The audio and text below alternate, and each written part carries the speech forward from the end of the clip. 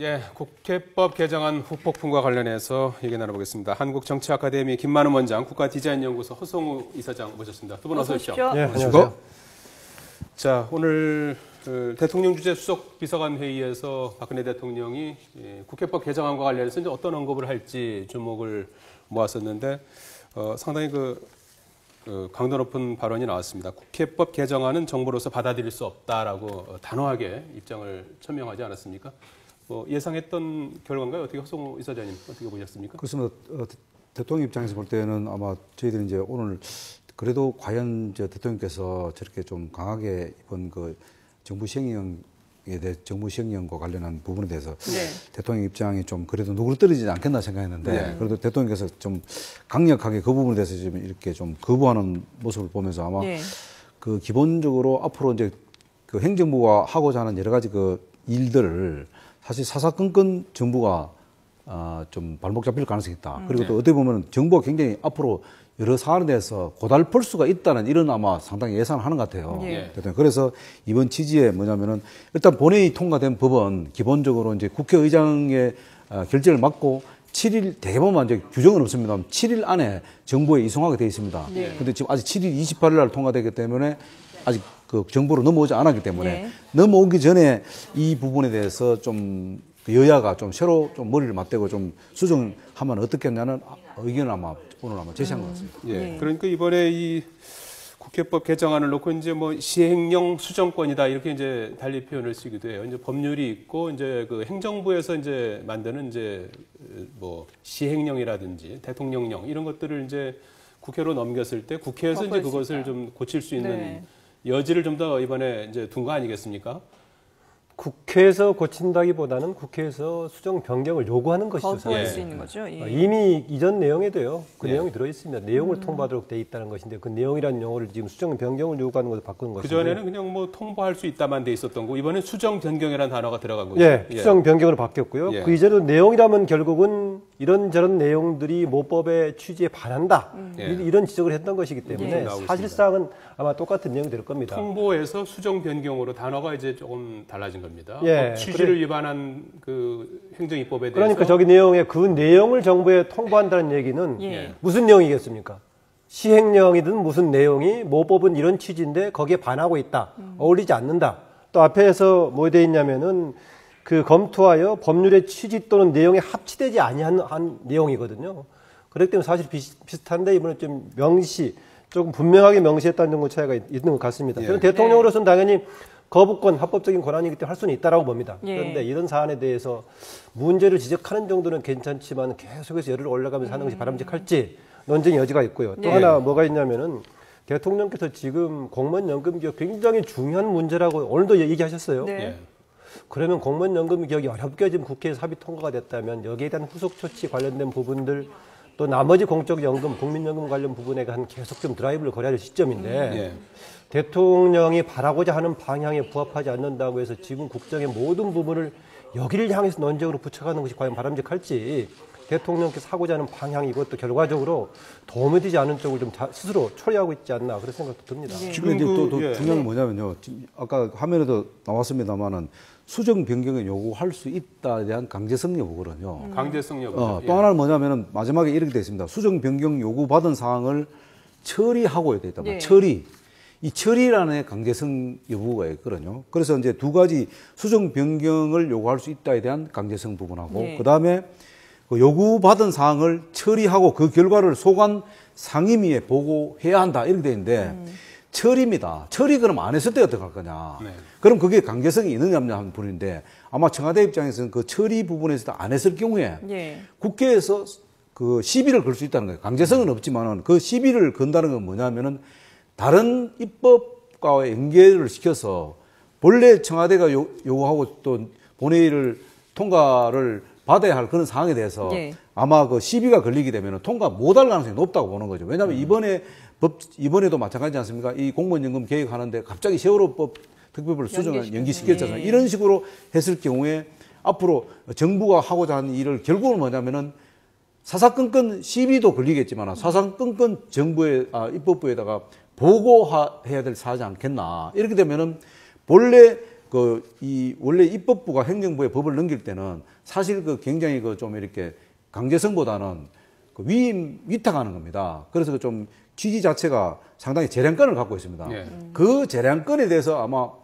청와대에서는 상당히 좀 위협받지 않나. 예. 또 그 강제성이 부여되면은 좀 재량성의 제한을 받을 수 있다. 이렇게 보는 것 같습니다. 예, 좀 길어지는데 말씀드리자면요. 이미 기존의 법에서도 시행령이든 뭐든 하위 지금 행정 입법을 했을 경우에는 소관 상임위원회에다가 10일 이내에 보고하도록 돼 있고요. 예. 조치에 대해서도 기존 법에서도 소관 상임위원회 보고하여야 한다 당위적으로 돼 있습니다. 예. 다만 우리가 강제성을 따질 때는 법률상의 용어상으로 강제하는 보고하여야 된다라는 정도의 의미가 아니라 네.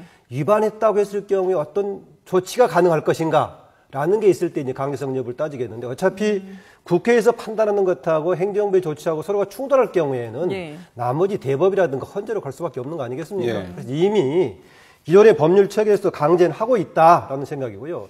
이번에 저는 혹시 반발에 저는 이 문건 자체뿐만이 아니라 국회가 왜 박근혜 대통령과 청와대 입장에 조금 협조를 해주지 않는 것인가 여기에 대한 반발도 같이 포함되어 있는 것 같고요. 또 하나 이 계기가 됐던 것이 세월호 특별법 관련 시행령 아니었습니까? 네. 몇 번 지금 세월호 특위 구성원들을 포함한 야당 쪽에서 기존의 시행령이 원래 모법의 취지를 너무 좀 축소시키고 있다 반발하면서 계속 요구를 했죠. 그럼에도 불구하고 그대로 가버렸는데 혹시 대통령과 청와대에서 세월호 특별법 시행령 관련해서 구체적으로 뭔가 다른 생각을 가지고 있지 않나라는 의혹까지 좀 갖게 됩니다. 예. 근데 그거보다는 이제 저는 우리 이제 박사 말씀 일리도 있다고 봅니다만은 결국은 이제 야당 입장에서 볼 때는 결국 정부도 법치 행정을 해야 되지 않나. 그러니까 법이 요구하는 범위 안에서 예. 일단 어떤 정부 시행령을 추진해야 되는데 네. 정부 시행령은 뭡니까? 대통령령이나 총리령, 부령 다 있지 않습니까? 네네. 근데 이제 청와대 입장에서 볼 때는 여러 가지 이제 개혁을 추진하는 과정에서 정부령을 추진하는 과정에 있어서 이게 이제 과도하게 제한을 받게 되면은 결국 이제 그 과도하게 이제 재량권 자체가 이제 과도하게 제한을 받기 때문에 네.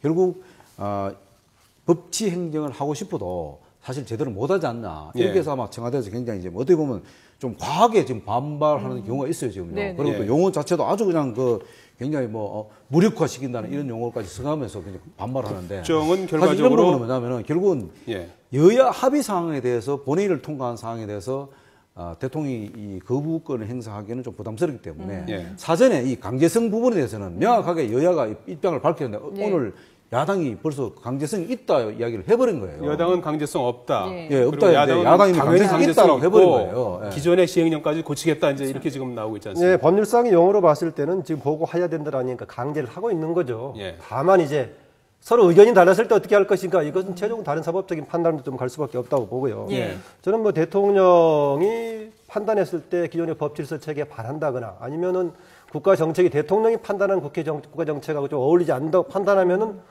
법률상에 보장된 헌법에 보장된 거부권 행사할 수 있다라는 네. 것인데 대통령께서 국회의 행동에 대해서 마치 뭔가 좀 신중하지 못하고 책임 없는 행동을 하는 것에 대해서 훈계하듯이 매번 이러는 것은 마땅치가 않죠. 사실 이번에 계기가 됐던 것도요.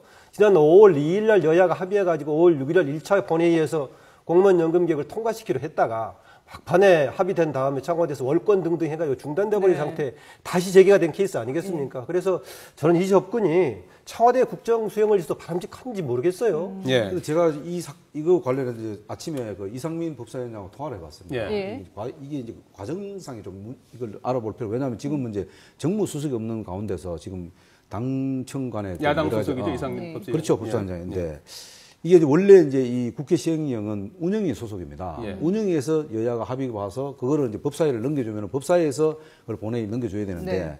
이번에는 좀 운영위에서 이것을 좀 여야가 합의를 보기 전에 법사위에다가 이 법률적인 위헌 여부가 있는지에 대해서 좀 요청을 명확하게 했어야 돼. 예. 자문을 구해야 예. 되는데 자문을 구하지 말만 있었지 구한 적이 없었답니다. 그런데 이것을 물론 이종걸 그 원내대표하고 유승민 원내대표가 어떤 내용이 왔다 갔는지 모르겠습니다만 네. 그것을 그 당시에 사실 세월호 특별법하고만 연계만 시키지 않았으면은 법사위가 위헌 여부를 알아보고 그것을 갖고 다시 했다면은 청와대가 막 그걸 받았을 겁니다. 이렇게까지 강력하게 반발하지 않는데 이것이 명확하게 법사위에서 어떤 유권 해석을 내리지 않는 상태에서 이것이 본회의로 넘어가는 바람에 예. 결국은 이런 문제가 되지 않았나. 그러다 보니까 너무 애매하다는 거죠. 아까 말한 강제성 부분에 대해서. 예. 예. 거기에 대해서 청와대에서 좀 이 부분을 좀 명확하게 해라. 이게 왜냐면요. 또 하나 사례가 있습니다. 예. 지난번 이명박 정부 때 4대강 사업에 보면은 기재부에서 2009년도 3월에 뭐냐면 국가재정법 시행령을 고쳐갖고 4대강 사업을 예비성 타당 조사 없이 밀어붙여 본 겁니다. 예. 이것이 뭐냐 모법을 위배한 거예요. 예. 그래서 어떻게 보면은 부산고법에서 모법의 위배 범위를 벗어났다 시행령이 예. 이렇게 사례들이 있습니다. 그러다 예. 보니까 국회에서는 국회의장 산하 밑에 이런 그 행정부가 과도하게 이 재량권을 넘어가는 오버하는 부분에 대해서는 좀 제한할 필요성이 있다는 그런 연구 모임도 있어요. 네. 그런데 야당이 이제 그런 부분에 대해서 좀 뭔가를 너무 지나치게 행정부가 앞서가지 않나 이렇게 하니까 그 야당에서 이것을 연계시키지 않았나. 그렇다면은 야당도 이 부분에 대해서는 굉장히 뭔가 좀 약간 그 또 다른 좀 뭔가 좀 의도가 있지 않나 이래 보는 거죠. 예. 저기 이게 뭐 똑같은 얘기 반복되는 것 같습니다만 혹시 시청자들께서 갑자기 네. 국회가 행정부에 대한 무슨 통제 권한을 강화하려고 갑자기 무슨 법을 만든 것으로 오해할 소지가 있는데요. 네. 이미 지금 국회법에 따라 98조 2에 국회가 법률안을 만드는 거고 거기에 따라서 대통령령이든 총리령이든 부령이든 만들었을 때 그 모법의 취지에 맞는지 안 맞는지를 국회가 판단할 수 있도록 하기 위해서 11일 내에 제출하도록 돼 있죠. 소관 상임위. 예. 그리고 만약에 국회에서 판단해가지고 그게 애초에 법률의 취지라든가 내용에 어긋났을 경우에는 사실상 시정을 요구하는 내용을 통보하는 거죠. 여기서는 그냥 내용이만 들어있는데 네. 그리고 현재로서도 이미 강조하게 돼 있는데 만약에 현 상황을 두고 위헌이라고 판단한다면은 기존의 법률안도 위헌 아니겠습니까? 예. 그래서 마치 잘못하면은 없던 법률안을 새로 만드는 것처럼 오해를 합니다. 예. 그리고요, 이게 지금 이 안이 2012년 지금 19대 국회 막 들어오면서부터 상당히 강화되는 안들이 여러 가지 제기돼가지고 예, 예. 최종 종합해서 알겠습니다. 굉장히 느슨하게 만들어진 아닙니다, 이게요. 예. 예. 근데 그러니까 뭐 지금 가서 뭐냐면요. 예. 네. 정부에서 위헌이라고 한 건 아니고 위헌 소지가 소지가 있다라고 있다. 하고 예. 물론 그것을 위헌은 헌재가 판단하는 거니까. 정부로 뭐- 넘어오기 전에 정부로 지금 넘어오지 않았으니까 예. 국회 본회의를 통과한 법안이 예, 김무성 넘어가자는 법안이 한 대표도 거죠. 지금 국회법 개정안은 이제 위헌 여부가 핵심인데 당내 전문가들과 함께 논의해 보겠다 이렇게 네. 이제 오늘 아침에 얘기했으니까 그 위헌 여부는 좀 전문가들한테 조금 맡겨두기로 하고요. 지금 입법부와 이제 행정부가 이렇게 이제 충돌하는 그런 양상 그리고 또 한편에서는 또 뭐 여야가 약간의 좀 강제성이 있느냐 없느냐를 갖고 지금 논란을 벌이고 있고. 새누리당 내에서는 또 친박계와 이제 또 친박계가 지금 상당히 이제 불편한 기색이 역력한 예. 것 같아요. 그건 왜 그런 겁니까? 기본적으로 이제 대통령 그러니까 정부의 입장을 얼마만큼 이제 받아들이냐는 부분인데요. 예. 결국 이제 지나치게 이제 제가 볼 때 객관적으로 지나치게 청와대에서 너무 이 지나치게 이것을 입법부를 압박하게 되면은 자칫하면은 당청 관계가 아니고 그 입법부하고 행정부와의 어떤 대립 갈등이 생길 수 있어요. 여야 관계가 아니고 예. 여당 야당 같이 입법부 그리고 행정부와의 갈등이 생길 수 있고 그게 또 일단 이것이 같이 통과시켰으니까. 그렇습니까? 이것이 이제 문제가 생길 수 있고 또 하나는 뭐냐면은 그 대통령의 청와대 입장이 너무나 강경하다 보니까 네. 사실 이 법안을 통과시키기에 대한 책임 여부가 또 생길 수 있습니다. 그러면은 뭐냐면은 당청 간의 갈등이 생길 수가 있거든요. 사실 어떻게 보면은 이 국회 정부 시행령이 통과됨으로 해서 제가 예측했던 건 뭐냐면 앞으로 이렇게 되면은 당청 관계가 더 긴밀해질 수밖에 없다. 이렇게 했는데 지금 벌써 분류파함이 일어나지 않습니까? 이런 것들은 좀 잘못 지금 방향을 잡히지 않나 이렇게 보고 있습니다. 지금. 예. 당청 갈등 말씀하셨는데 근데 김무성 새누리당 대표가 대통령의 뜻과 당의 뜻이 다를 수가 없다라고 얘기를 했거든요. 예.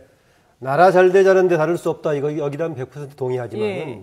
지금 국회법 개정안을 두고 대통령의 뜻과 당의 뜻이 다를 수 없다라는 것은 좀 오버한 게 아닌가라는 것입니다. 왜냐하면 국회의원들도 여러 사람이 개별적인 판단을 했고 네. 233명이 동의해서 결정한 거 아니겠습니까? 또 새누리당 내부의 여러 의원들도 찬성을 많이 했고 하는 것인데 나라 잘 되자는 차원에서 대통령과 당의 뜻이 다를 수 없다라는 것은 그렇다면 이해를 하겠지만은 예.